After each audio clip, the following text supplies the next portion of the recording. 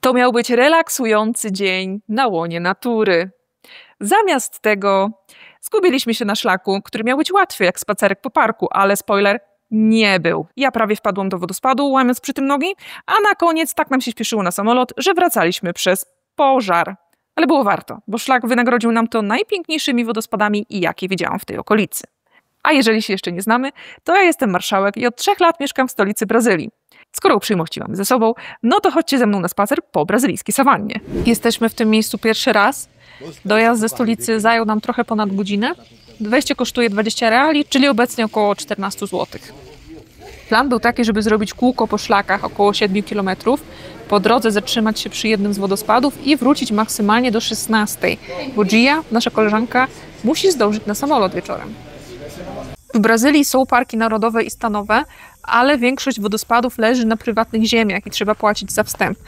Właściciele dbają o infrastrukturę na szlakach, więc jest coś za coś. Jest niedziela, więc jest dużo ludzi, trochę więcej niż się spodziewaliśmy. I tu taka ciekawostka, że w niedzielę wszędzie są tłumy, a w sobotę już niekoniecznie.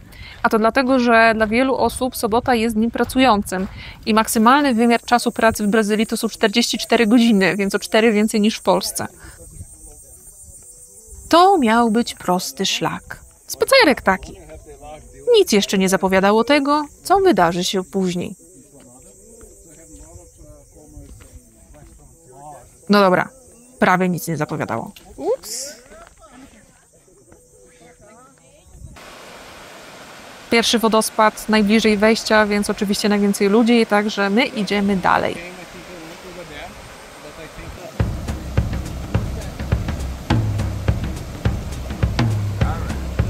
No, wy wiecie i ja wiem, jak to się skończy.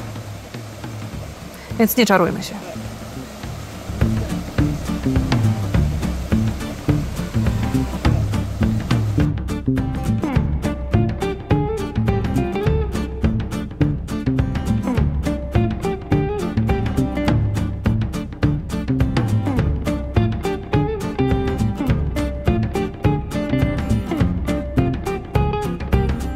Pamiętacie Tehahonka? Ten super prosty szlak przez jaskinię, który polecił mi Bartek, który wcale taki prosty i nietechniczny się nie okazał. No więc idziemy właśnie szlakiem, który znowu polecił nam Bartek do Poço Azul, czyli do niebieskiej sadzawki. I ten szlak również miał być spacerkiem, takim tylko spacerkiem, może z kilometr, pruściastym takim. No, jak wam Bartek coś poleca, nie słuchajcie.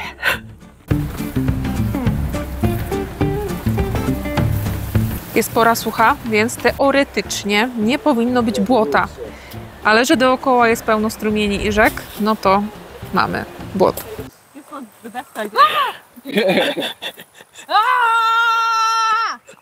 I think normally the higher places are better. That's true. That's wisdom. Takie tam bagienko. Show me your beautiful pink shoes. Beautiful, beautiful. Gia przyzornie czyści swoje buty, ale podejrzewam, że przed nami jeszcze będzie błoto. No, to jesteśmy przy wodospadzie. Nie wiem, czy mamy teraz skakać w dół, czy co, ale przynajmniej jest ładnie. No dobra, Poço Azul. Bardzo ładne, ale w niedzielę zdecydowanie za dużo ludzi. Trzeba tutaj przyjść w tygodniu.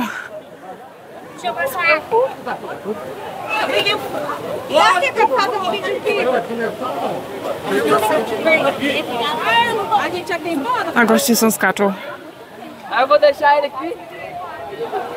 Szlaki są w miarę oznaczone, ale nie wszędzie. I my używamy tutaj apki Wikilog, żeby się odnaleźć i GPS-u, bo czasem można się zgubić. Chociaż zwykle i tak okazuje się, że ścieżka, którą się szło, prowadzi do tej, którą się powinno iść, więc raczej się nie da skupić. GPS wyprowadził nas trochę w pole. Mamy tylko godzinę, żeby wrócić do samochodu, bo nasza koleżanka ma wieczorem samolot. Stolica Brazylii leży na Cerrado, czyli na brazylijskiej sawannie. I wysokie drzewa rosną tutaj tylko w okolicy wody, a tak to są karłowate drzewa i krzewy. I co ciekawe, to na Cerrado mówi się tu odwrócony las, bo rośliny mają bardzo głębokie korzenie, do 10-15 metrów, a nad ziemią są zwykle niskie, zgrubiałe i odporne na ogień i suszę. I to jest przystosowanie do ubogich gleb, długiej pory suchej, no i częstych pożarów, z których jeden dziś jeszcze zobaczycie. W porze deszczowej, która trwa jakieś 7-8 miesięcy, jest bardzo zielono. Musicie mi uwierzyć na słowo. A że teraz jest pora sucha, no to większość roślin jest uschnięta, jak widzicie, ale za to kwitnie wiele kwiatów. Doszliśmy do części, w której nie ma dosłownie nikogo i są dwa wodospady z bardzo niebieską, piękną wodą, więc zostajemy tu na chwilę przekąsić coś. Pijanki tu pływają. Najlepszy moment, żeby wykąpać się w wodospadach jest właśnie teraz, w trakcie pory suchej i woda jest zawsze lodowata, jak widać na załączonym obrazku.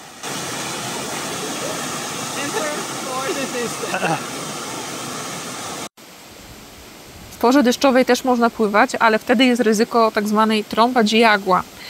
Jak są intensywne opady w pobliżu, no to woda w rzece może gwałtownie wezbrać i porwać ludzi. I to nie jest częste zjawisko, ale zdarza się, że ludzie giną w ten sposób. Podobno można rozpoznać to wcześniej po tym, że poziom wody powoli się podnosi i w wodzie zaczynają się pojawiać jakieś gałęzie, liście i tym podobne. I wtedy trzeba jak najszybciej wyjść z wody. Mój mikrofon został zatopiony przeze mnie, więc na razie nagrywam z telefonu. Mam nadzieję, że mnie słyszycie dobrze. Za mną taka naturalna zjeżdżalnia. Idziemy dalej wzdłuż rzeki i mijamy coraz więcej wodospadów. Na Cerrado jest masa wodospadów i szlaków pieszych i rowerowych. Łatwiejszych niż te. I to jest jedna z naszych głównych rozrywek w weekendy, bo niektóre są 15 minut samochodem od naszego domu. Można też pojechać trochę dalej, na przykład do Chapada dos Veadeiros. Ja uwielbiam naturę, więc cały czas czuję się tu jak dziecko w wesołym miasteczku. Same atrakcje. A to wodospady, a to ary latają mi nad głową, a to małpy chodzą po drzewach, no po prostu raj. Ale jak ktoś nie przepada za chodzeniem po szlakach, no to w stolicy może się trochę nudzić, bo pod kątem kultury to za wiele się tutaj nie dzieje. No i wreszcie dowiedzieliśmy się, dlaczego ten szlak jest dla nas taki trudny. Dlatego, że nie znaliśmy sekretu tajemniczej supermocy Brazylijczyków. Okazuje się, że żeby tak jak oni pomykać po skałach jak kozice górskie, trzeba mieć japonki, zwane tutaj Havaianas, czyli najpopularniejsze obuwie w Brazylii.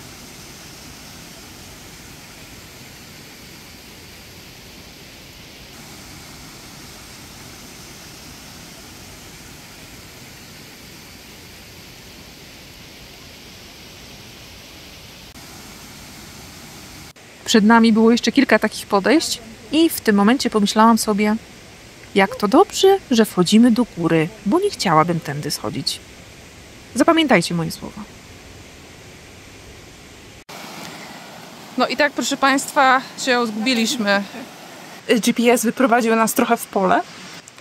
Jest wspaniale. To nie jest tak, że zgubiliśmy się w dziczy, bo dookoła są ludzie, tylko że ci ludzie przyszli z różnych stron, a my chcemy po prostu wrócić do samochodu. No i Bruno jest uparty, że to jest szlak. Ja mówię, że nie jest. On mówi, że jest. I zobaczyliśmy ludzi, którzy idą z naprzeciwka, którzy szli z mega stromego zbocza, prawie pionowego. Nie wiem, jak oni byli w stanie zejść. I no... I przez chwilę był strach, że będziemy musieli iść tym stromym zboczem. Na szczęście nie idziemy na razie. Bruno uparcie twierdzi, że w lewo, ja uparcie twierdzę, że w prawo. Nie wiem, co zrobimy, ale mamy tylko godzinę, żeby wrócić do samochodu, bo nasza koleżanka ma wieczorem samolot, którym leci delegacja do pracy. Gia is sitting here. How would you describe this trail with one word? Would you describe it as simple? Challenging. Tam is sitting here. How would you describe this trail with one word? You are thinking simple. I am thinking incredibly simple. Yeah. Wow, this is so easy. So easy. To miał być odcinek pod tytułem Jak spędzam weekend w Brazylii, a będzie odcinek pod tytułem Jak pierwszy raz zgubiliśmy się do szlaku.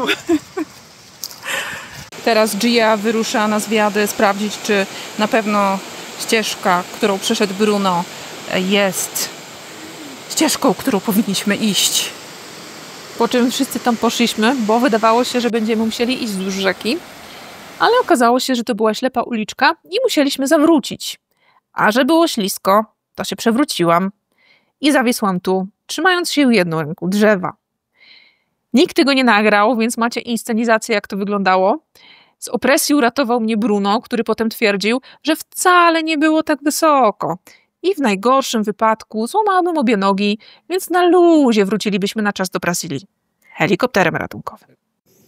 Wracamy po tej samej ścieżce z powrotem tą samą drogą, ale tutaj jest tak strasznie dużo okrągłych kamieni, że się nie da iść w dół, bo się cały czas ślizgamy i się cały czas, no nie wywalamy, ale prawie, masakra.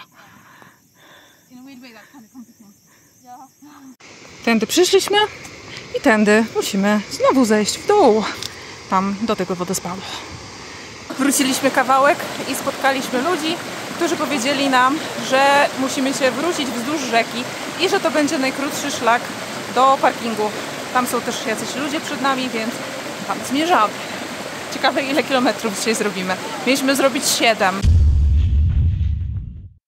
Spotkaliśmy ludzi, którzy powiedzieli nam, że szlak wzdłuż rzeki to tylko 40 minut, więc mamy jeszcze czas zatrzymać się na przykład przy takim wodospadzie, który nazywa się Garganta, czyli Gatu. Czemu? Nie wiem.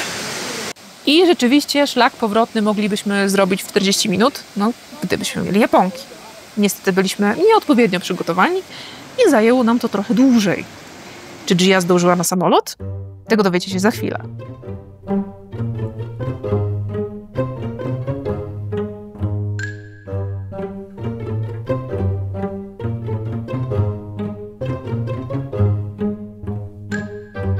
Say how easy it is. So easy. I'm actually disappointed. I wanted it there. Yeah, something more difficult next time. Po drodze mijamy znowu wodospady.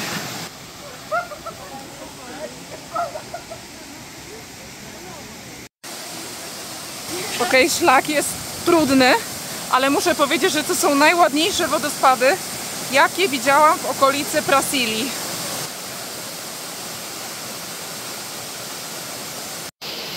A teraz jeszcze tylko trochę wspinania po prawie pionowej ścianie w górę.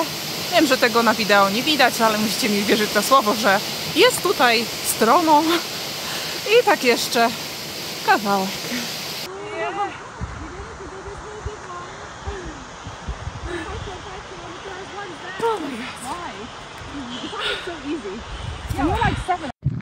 I odeszli w kierunku zachodzącego słońca. W drodze powrotnej do Brazylii paliło nam się pod tyłkami tak bardzo, że chyba z tego pośpiechu na Cerrado wybuchł pożar. To normalne w porze suchej i roślinność tutaj jest do tego przystosowana, ale ponieważ większość pożarów jest wywoływanych przez człowieka, no to jest ich za dużo i przyroda nie zawsze ma szansę się odrodzić przed kolejnym pożarem.